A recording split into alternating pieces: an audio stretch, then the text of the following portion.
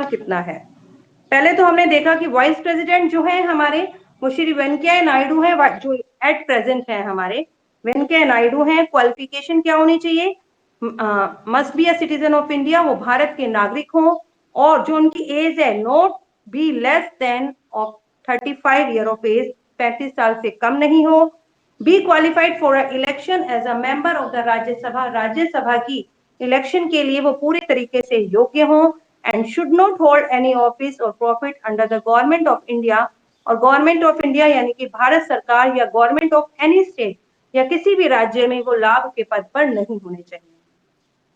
Term of office, क्या उनका term of office है, क्या कार्यकाल है? Vice president hold office for a term of 5 year.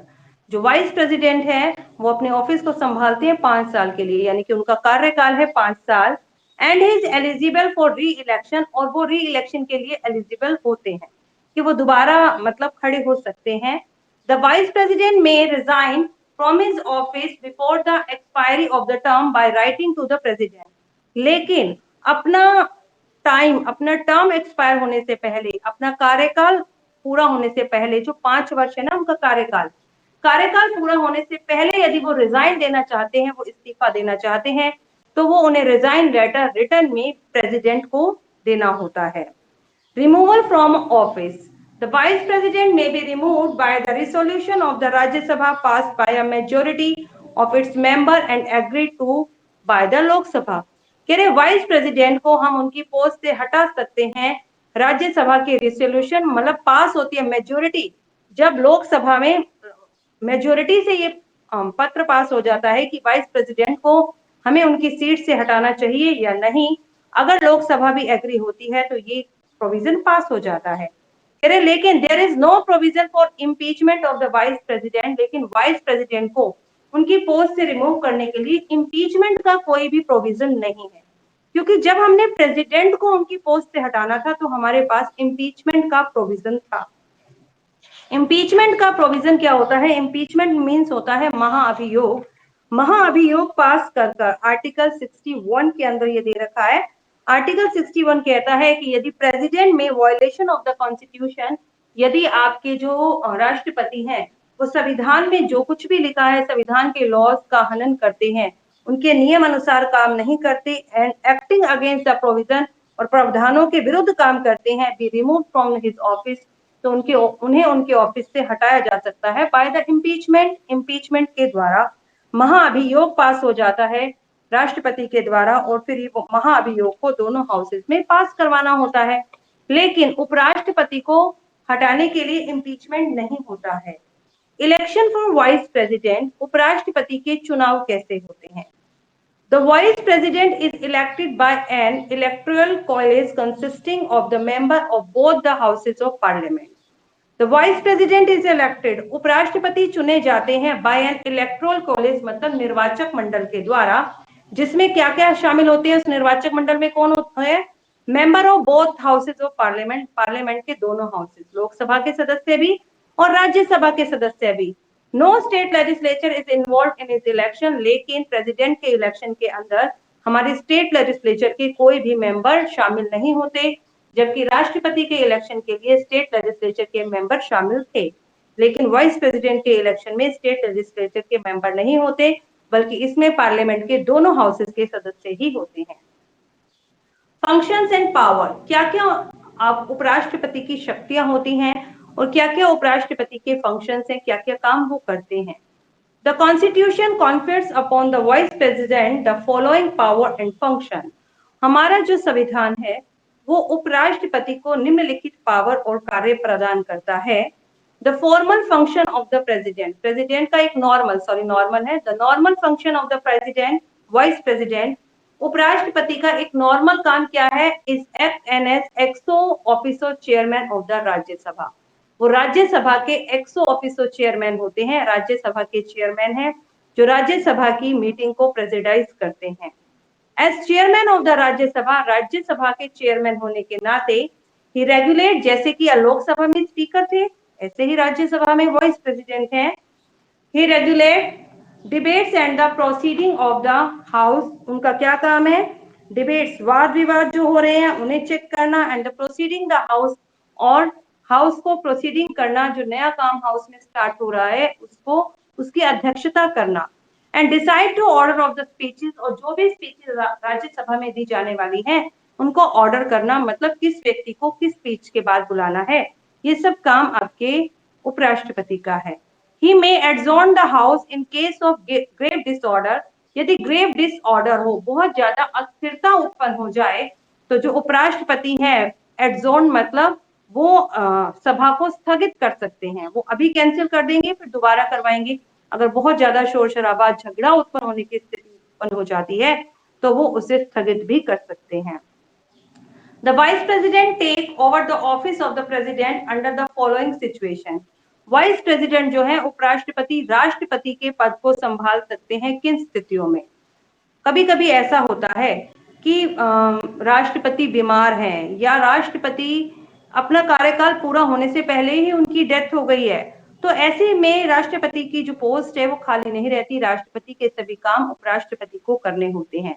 तो वो कौन कौन सी सिचुएशन है देखिए, डेथ ऑफ द प्रेसिडेंट, यदि राष्ट्रपति की मृत्यु हो जाए, रिजाइनेशन ऑफ द प्रेसिडेंट, यदि राष्ट्रपति ने रिजाइन दे दिया हो, राष्ट्रपति अपना रिजाइन लेटर किसको देते हैं? वाइस प्रेसिडेंट को। प्रेसिडेंट वाइस प्रेसिडेंट को देते हैं और वाइस प्रेसिडेंट प्रेसिडेंट को देते हैं। रिमूवल ऑफ द प्रेसिडेंट, या प्रेसिडेंट को हटा दिया गया हो इम्पीचमेंट के द्वारा। When the president owing to absence, या फिर प्रेसिडेंट अब्सेंस हो, आज अब्सेंट है किस कारण से, illness of any other causes, बीमार हो या कोई और कारण है, he is unable to discharge his or her function, वो अपने काम को नहीं कर पा रहे हैं, तो ऐसी स्थिति में उपराष्ट्रपति राष्ट्रपति की पोस्ट को संभालते हैं। The prime minister of the India, prime minister की पोस्ट बहुत बहुत इंपॉर्टेंट है इंडिया में, क्योंकि प्राइम मिनिस्टर ही मेजोरिटी पार्टी का लीडर है, और मेजोरिटी पार्टी का लीडर होना मतलब लोगों का रिप्रेजेंटेटिव होना। The maker of the constitution, संविधान को जो बनाने वाले लोग थे, रिजेक्टेड द प्रेसिडेंटल सिस्टम, उन्होंने प्रेसिडेंटल सिस्टम को रिजेक्ट किया। जब संविधान बनना शुरू हुआ तो उन्होंने देखा हमारी कंट्री में किस प्रकार की गवर्नमेंट को लाना है, डेमोक्रेसी को तो लेकर आए लेकिन उन्होंने प्रेसिडेंटल फॉर्म को मना कर दिया और उन्होंने अडॉप्ट किया ब्रिटिश मॉडल, ब्रिटिश द्वारा तैयार की गई पार्लियामेंट्री गवर्नमेंट को। जैसे कि ब्रिटिश लोगों ने संसदीय प्रकार की सरकार को अपनाया, ऐसे ही भारत के संविधान बनाने वाले लोगों ने भी संसद की प्रकार सरकार को अपनाया। द कॉन्स्टिट्यूशन प्रोवाइड, कॉन्स्टिट्यूशन हमें प्रोवाइड करता है that there shall be a councils of ministers, यहाँ पर काउंसिल्स ऑफ मिनिस्टर्स मंत्री परिषद है, with the prime minister at the head to aid and advise the president, और उसके साथ साथ मिनिस्टर तो है ही, उसके साथ साथ प्राइम मिनिस्टर प्रधानमंत्री हैं, at the head to aid and advise, जिसमें वो एडवाइज करते हैं, जो आपके पीएम हैं, जो आपके प्रधानमंत्री हैं, वो राष्ट्रपति की हेल्प कर सकते हैं, उन्हें एडवाइस दे सकते हैं अलग अलग मैटर पर। जो राष्ट्र प्रेसिडेंट है वो प्राइम मिनिस्टर की हेल्प लेते हैं और उनसे एडवाइस भी लेते हैं। The president is a nominal or constitutional head of the government, मैंने पहले भी बताया था प्रेसिडेंट जो है वो नॉमिनल हेड है गवर्नमेंट के, नाम मात्र के अधिकारी हैं, क्योंकि मेजोरिटी पार्टी का लीडर आपका पीएम होता है और मोस्ट ऑफ द पावर उन्हीं के हाथों में होती है और उन्हीं की बात आगे मानी जाती है, क्योंकि लोकसभा में ज्यादातर जो मेंबर हैं वो उन्हीं की पार्टी के होते हैं, क्योंकि जिस पार्टी ने मेजोरिटी की उसके आधे से ज्यादा मेंबर हैं वहां पर, तो उनकी बात आगे रखी जाती है। इसलिए जो प्रेसिडेंट है वो सिर्फ नॉमिनल हेड है, बल्कि जो रियल हेड है, but the active and the real head is prime minister, वो आपके प्राइम मिनिस्टर है। Here is the pivot, pivot होते हैं केंद्र बिंदु, वो केंद्र बिंदु है which hold the constitutional machinery revolve, जिसके चारों ओर संविधान का पूरा चक्र काम करता है, वो आपके प्राइम मिनिस्टर ही हैं। देखिए इंडिया के प्राइम मिनिस्टर्स की पिक्चर दे रखी है एवरीवन, सभी के पास में बुक है, कोई ऐसा जिसके पास बुक नहीं हो? देखिए the prime ministers of India, सबसे पहले प्राइम मिनिस्टर हुए हमारे श्री जवाहरलाल नेहरू, पंडित जवाहरलाल नेहरू भी इन्हें कहा जाता है, चाचा नेहरू भी इन्हें बुलाया जाता है, 1947 से 64 तक। ठीक है, देखिए कितने साल ये हमारी कंट्री के प्राइम मिनिस्टर रहे। फर्स्ट थे ये। सेकेंड है आपके श्री गुलजारी लाल नंदा, ये आपकी सेकेंड प्राइम मिनिस्टर है, एक्टिंग पीएम इन 1964 एंड 1966। 1964 और 1966 के अंदर इन्हें पीएम बनाया गया, थोड़े थोड़े समय के लिए, लगातार 2 साल के लिए नहीं बने। एक बार ये 1964 में बने जब जवाहरलाल की मृत्यु हुई थी, और एक बार वो 1966 में हुए जब लाल बहादुर शास्त्री की डेथ हुई थी। तो उसके बाद लाल बहादुर शास्त्री बने 64 के अंदर, 64 से 66 2 ईयर इन्होंने वर्क किया, और उसके बाद इनकी डेथ हो गई थी। श्रीमती इंदिरा गांधी 1966 से 67 तक, और 67 के बाद यहाँ पर मोरारजी देसाई आ गए थे। नेक्स्ट देख रहे हैं आप, मोरारजी देसाई का टाइम पीरियड है 1977 से 1979 तक। मतलब इंदिरा गांधी 2 बार पीएम बनी, और उन दोनों के बीच में 2 साल के लिए श्री मोरारजी देसाई हमारे पीएम बने थे। पहले इंदिरा गांधी बनी 66 से 67, और फिर 67 से 79 तक आपके मोरारजी देसाई, देन 80 से 84 तक इंदिरा गांधी, और 84 के अंदर इंदिरा गांधी की डेथ हुई थी।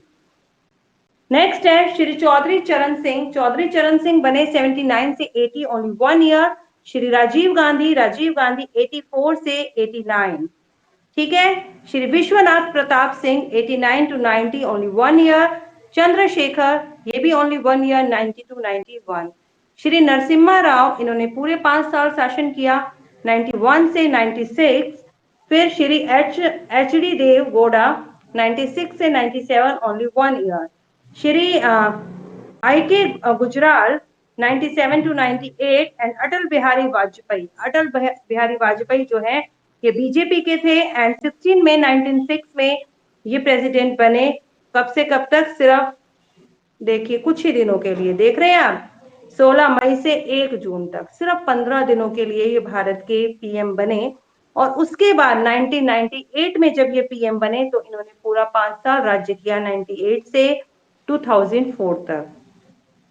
2004 के अंदर 12 मई 2004 से 12 मई 2014, 10 साल यानी कि 2 बार हमारे पीएम चुने गए डॉक्टर मनमोहन सिंह। 2004 में, देन 2009 या 10 में जब इलेक्शन हुए तब भी मनमोहन सिंह चुने गए, और फिर नरेंद्र मोदी 1914 से लेकर आपके 19 तक, और 19 से आज तक की टिल डेट तक, मतलब 2014 से आज तक जो है हमारे पीएम कौन है? मिस्टर नरेंद्र मोदी, अभी जब तक कि उनका शासनकाल चल रहा है। नेक्स्ट इलेक्शन के बाद पता चलेगा कि हमारी कंट्री में पीएम की पोस्ट को कौन संभालता है। पेज पलट दीजिए। यस,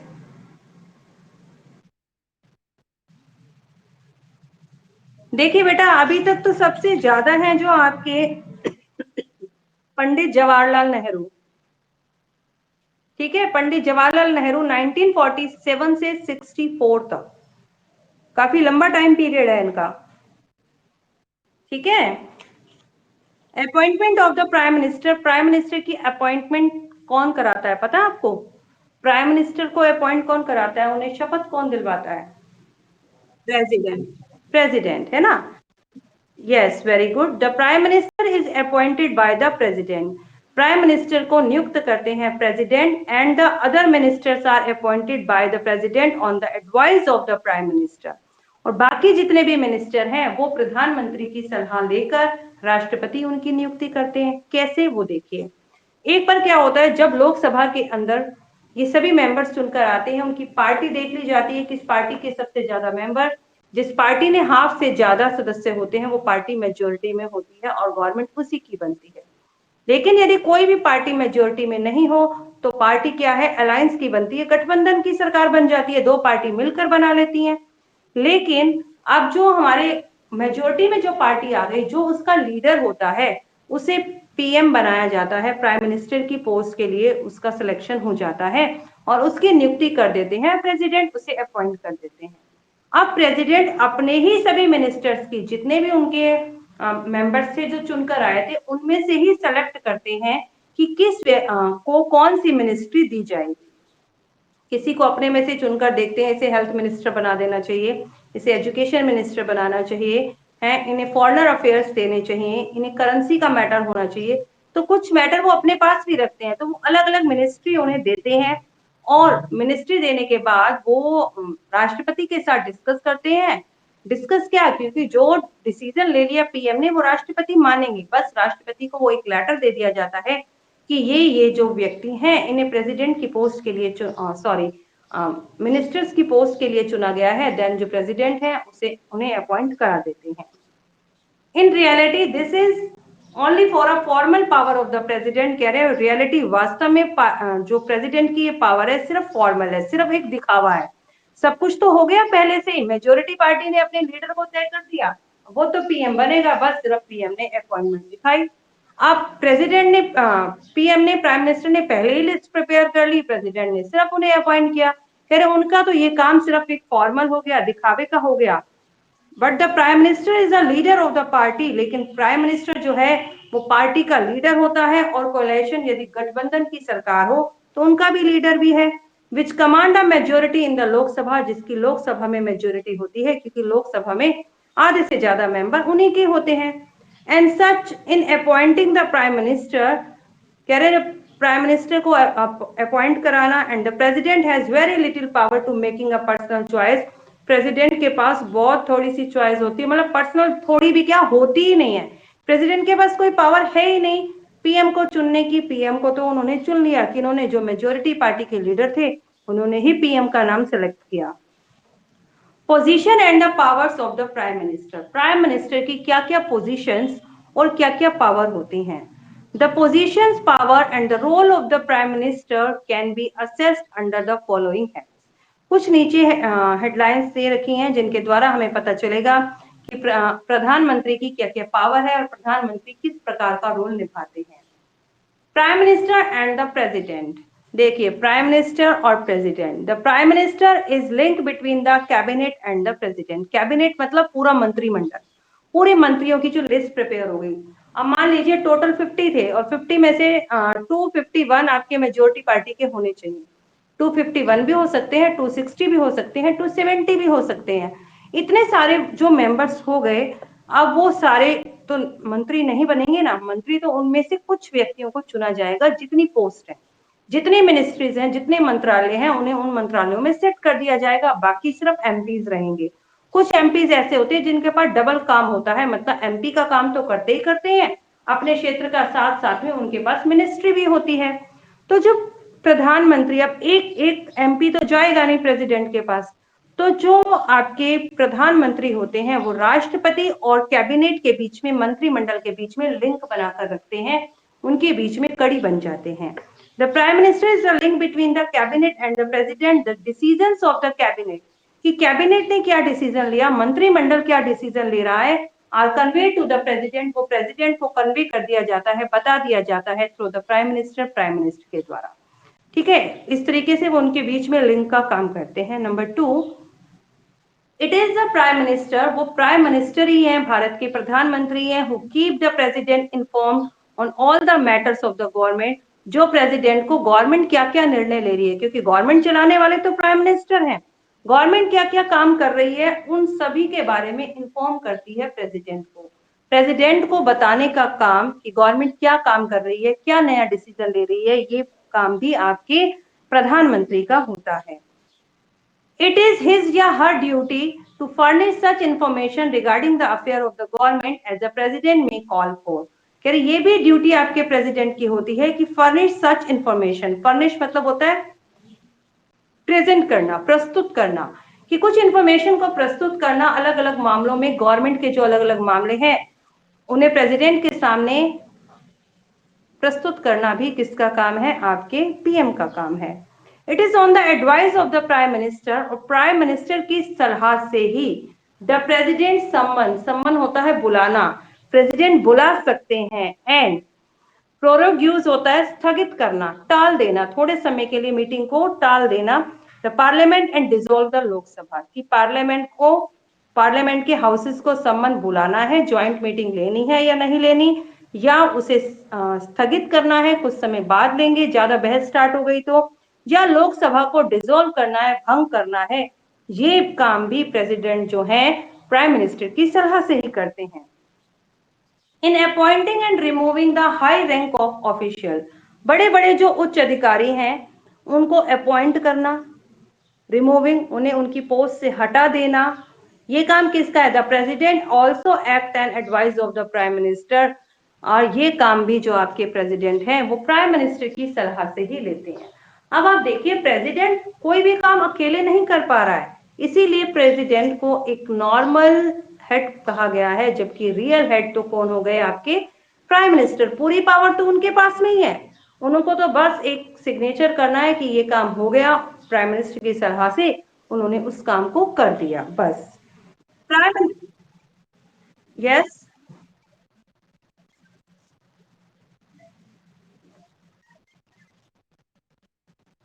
लेकिन मैंने कल बताया था, प्रेसिडेंट की कुछ अपनी भी पावर होती है, कल बताया था ना मैंने आपको, क्या क्या पावर्स होती हैं प्रेसिडेंट की। चलिए अभी पूछती हूँ मैं आपसे, प्रेसिडेंट की पावर क्या होती है। जब हमारी कंट्री के अंदर इमरजेंसी हो जाती है, कोई आपातकालीन स्थिति उत्पन्न हो जाती है, तो युद्ध, कोई वॉर हो रहा हो, या एक्सटर्नल अग्रेशन, कुछ बाहरी आक्रमण हो रहा हो, या देश में विद्रोह हो जाए, तब जो है प्रेसिडेंट अपनी ये सब पावर प्रेसिडेंट के पास है, वो इन्हें लागू कर सकते हैं। या फिर संवैधानिक जो तंत्र है वो फेल हो जाए, तो वहां पर राष्ट्रपति शासन लागू हो जाता है।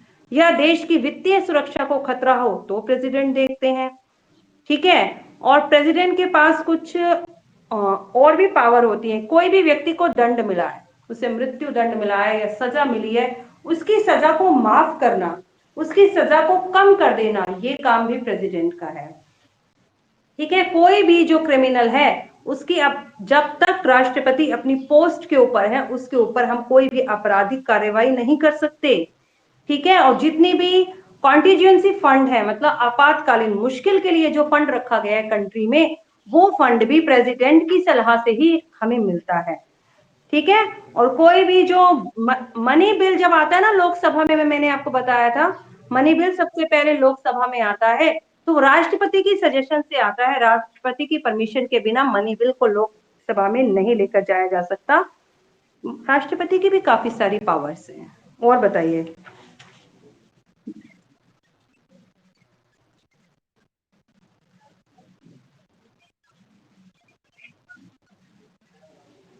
क्या कह रहे हो बेटा, दोबारा बोलो। हाँ,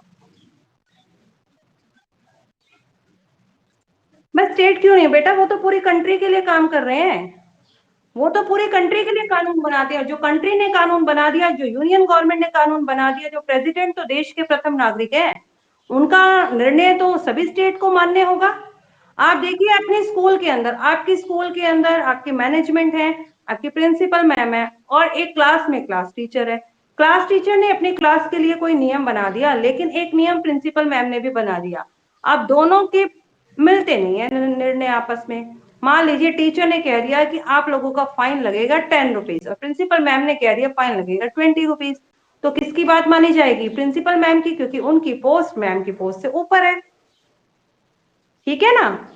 तो वहां पर ऐसे ही यहाँ पर होता है कंट्री के अंदर, कि स्टेट जब भी कोई कानून बनाती है, यदि उसका कानून यूनियन गवर्नमेंट के कानून से मैच नहीं करता, तो यूनियन गवर्नमेंट का कानून ही सर्वमान्य होता है। क्लियर। कोई व्यक्ति है जिसे भाई लग रहा है कि उसे ये पनिशमेंट हो रही है, यदि राष्ट्रपति कुछ स्थितियों को देखते हुए उसकी परमिशन, उसके दंड को रोक देना, उसकी सजा को माफ करना, ये सब अधिकार राष्ट्रपति में है। लेकिन ये नहीं है कि वो किसी की भी कर देंगे, किसी की भी क्यों कर देंगे वो, ये तो बहुत ही रेयर होता है, बहुत ही रेयर होता है कि राष्ट्रपति उसे छूट देते हैं। बहुत सारी सिचुएशंस को फॉलो करना पड़ता है कि किन किन सिचुएशंस को देखते हुए राष्ट्रपति ने उनकी इस सजा को कम किया, ठीक है। ये काम सिर्फ आपके प्रेसिडेंट का ही होता है, प्राइम मिनिस्टर नहीं कर सकते इसे। चलिए, prime minister and the cabinet, प्रधानमंत्री और उनकी मंत्रिपरिषद। Prime minister is the key stone of the cabinet arch. Cabinet arch, पूरा का पूरा जो मंत्रिमंडल है उसकी की स्टोन होते हैं प्राइम मिनिस्टर, उसका आधार स्तंभ है प्रेसिडेंट। मतलब जैसे कि हमारे घर में मुखिया ही ना हो तो बाकी सब लोग तो आपस में झगड़ ही लेंगे भाई, घर का हेड होना जरूरी है। ऐसे ही कैबिनेट जो है, पूरी मंत्रिमंडल, उसका हेड जो है वो प्राइम मिनिस्टर होता है, वही उसका की स्टोन है, आधार स्तंभ है, जो उन सबको आपस में जोड़ कर रखता है। As a head of the councils of minister, ministers का हेड होने के नाते ही या she exercise the following functions, उनको निम्नलिखित काम करने पड़ते हैं।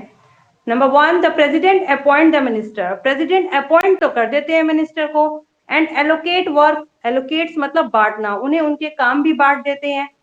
किसकी एडवाइस से? प्राइम मिनिस्टर की एडवाइस से। मतलब प्रेसिडेंट को एडवाइस देना कि किसको मिनिस्टर बनाना है और उसको कौन सा मिनिस्टर बनाना है, शिक्षा का बनाना है, स्वास्थ्य का बनाना है, और क्या क्या काम उसे दिए जाए, ये भी सलाह प्राइम मिनिस्टर ही देते हैं और प्रेसिडेंट उसको अप्रूव कर देते हैं। The prime minister resignation means, जब प्राइम मिनिस्टर रेजिग्नेशन दे देते हैं, इस्तीफा अपना देते हैं, mean the resignation of the entire council of the minister, तो उसका मतलब हो गया कि पूरी की पूरी मंत्री परिषद ने अपना इस्तीफा दे दिया। अगर प्राइम मिनिस्टर का इस्तीफा हुआ तो समझ लो सबका हो गया। No person shall be retained as a member of the council of minister, the prime minister removes him. No person shall be retain, retain मतलब बने रहना, कोई भी व्यक्ति काउंसिल का मेंबर नहीं बना रह सकता यदि प्राइम मिनिस्टर उसे वहां से हटा दे। प्राइम मिनिस्टर ने उसे हटा दिया तो फिर वो काउंसिल्स ऑफ मिनिस्टर नहीं रहता है। The prime minister presides over the cabinet meeting, जितनी भी मंत्रिमंडल की मीटिंग होती है उसकी अध्यक्षता करना आपके प्राइम मिनिस्टर का काम है। He decide the agenda of meeting, meeting का एजेंडा की मीटिंग किस मुद्दे पे होगी ये मुद्दा भी आपके प्रधानमंत्री ही तय करते हैं। The prime minister coordinates the working of the various department, prime minister अलग अलग जो डिपार्टमेंट हैं उनके बीच में कोऑर्डिनेट्स मतलब सामंजस्य, तालमेल बिठाकर चलते हैं ताकि उनके बीच में किसी भी प्रकार की गलतफहमी पैदा ना हो। The prime minister is link between the cabinet and the president, और उसके साथ साथ प्रेसिडेंट और कैबिनेट के बीच में लिंक का काम, कैबिनेट के काम प्रेसिडेंट तक पहुंचाना भी आपके प्राइम मिनिस्टर का काम है। यस बोलिए। मुद्दे, किस किस चीज को लेकर मीटिंग होने वाली है, क्या एजेंडा बन रहा है, ठीक है। और बताओ, क्लियर है? कल ये चैप्टर हमारा कंप्लीट हो जाएगा। इसकी कुछ एक्सरसाइज पार्ट हम करें जो आज हमारा हो चुका है इससे रिलेटेड। आओ एक बार पेज नंबर C42 पर, जितना हमने पढ़ा है उसमें से यदि कुछ एक्सरसाइज है तो हम कर लेते हैं, बाकी को अभी हम छोड़ देंगे।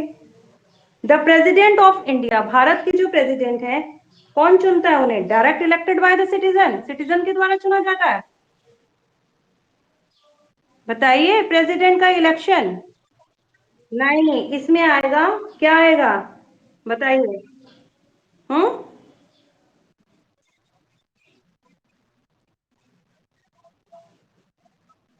बेटा बोथ हाउसेज ऑफ पार्लियामेंट तो वाइस प्रेसिडेंट के लिए था, इसमें आएगा elected by the member of electoral college consisting both houses of parliament, दोनों हाउसेज के साथ साथ member of legislative assembly of state, ये आएगा।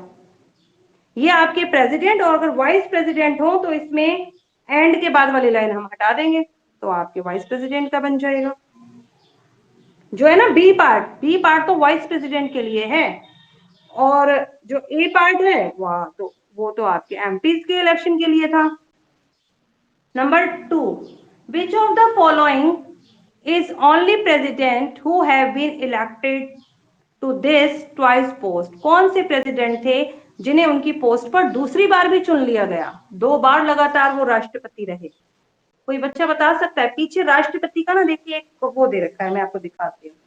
कल आपकी क्लास डिस्कनेक्ट हो रही थी ना बीच बीच में, ये देखो फर्स्ट का सी पार्ट, ये देखिए, ये देखो सबके 5-5 साल आ रहे हैं, लेकिन सिर्फ जो डॉक्टर राजेंद्र प्रसाद है वो 1950 से 62, इसलिए 12 साल हो गए यहाँ पर। तो इसका मतलब सबसे ज्यादा 2 बार कौन से चुने गए थे? आपके डॉक्टर राजेंद्र प्रसाद, और बेटा यही आपके फर्स्ट प्रेसिडेंट भी थे। डॉक्टर राजेंद्र प्रसाद पर टिक लगाइए। Union council of minister is collectively responsible to the, councils of minister किसके प्रति रिस्पॉन्सिबल है? लोकसभा के प्रति। श्री रामनाथ कोविंद इज द, देखिए प्रेसिडेंट वाले पिक्चर्स निकालिए और काउंट कीजिए, रामनाथ कोविंद कौन से नंबर पर है? 14, very good. Number 5, 14th, the president has power to nominate how many members on the Rajya Sabha, बताइए राज्यसभा में कितने सदस्यों को प्रेसिडेंट नॉमिनेट करते हैं? 12, और लोकसभा में कितने करते हैं? 2। तो आप इसमें 12 पर टिक लगा दीजिए। आज बस इतना ही हो पाएगा। Time is over. नोटबुक किसको चेक करवानी है?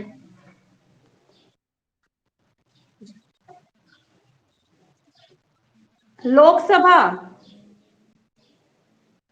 थर्ड का लोकसभा, फोर्थ का 14 और फिफ्थ का 12। अब लाओ, मुझे नोटबुक कौन दिखा रहा है, सिर्फ वही रह जाओ, बाकी लीव कर दो।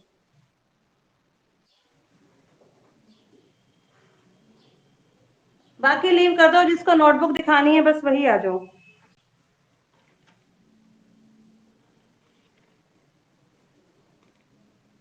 Yes, Saurabh. Saurabh Kumar, Saurabh section A1। 1 और 2 चैप्टर दिखाए थे आपने मुझे। आपने 1 चैप्टर भी कर रखा था ना, चैप्टर 3 दिखाओ, मिनरल्स वाला। यस, चैप्टर 3 आगे दिखाओ, पेज पलटो। यस, ऑप्शन बताओ उसके। यस, आगे चलो बेटा, सिविक्स में चलो। ऑप्शन बताओ बेटे जल्दी। लोकसभा। यस, चैप्टर नंबर 2 निकालो। सेक्युलरिज्म वाला चैप्टर निकालो। Very good. चैप्टर 3 भी कंप्लीट हो गया सौरभ आपका? दिखा दो बेटा। हम्म। Very good. लीव कर दो। राहुल, आपको दिखानी है नोटबुक? बेटे, थर्ड का आंसर है लोकसभा। पारस, राहुल, राहुल, राहुल, माइक ऑन करो। कौन से सेक्शन से हो?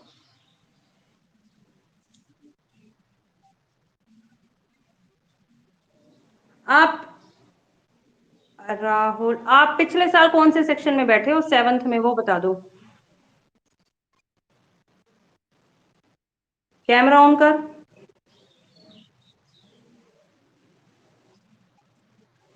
ठीक है, मैं समझ गई। राहुल, विनय, ये सब इकट्ठे आए थे। तो A5 ही है ना आपका? हाँ, नोटबुक दिखाओ। वंशिका, आप भी ओपन कर लो बेटी नोटबुक। वंशिका, आपका कुछ रह गया था? कंप्लीट है आपका तो। वंशिका, चैप्टर 3 कंप्लीट कर लिया तो दिखा दो। क्या कह रहे हो पारस? फिफ्थ के ऑप्शन बताओ।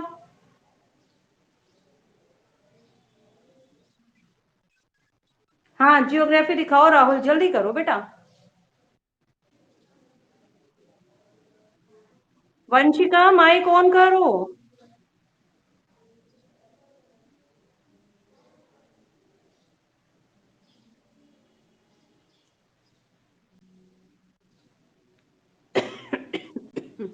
यस, चलो आगे। अभी जब आप 8th में बैठ रहे थे तो आप कौन से में बैठते थे? अंश वाली क्लास में ही बैठ रहे हो ना? ठीक है, चलो पेज पलटते जाओ आप जल्दी।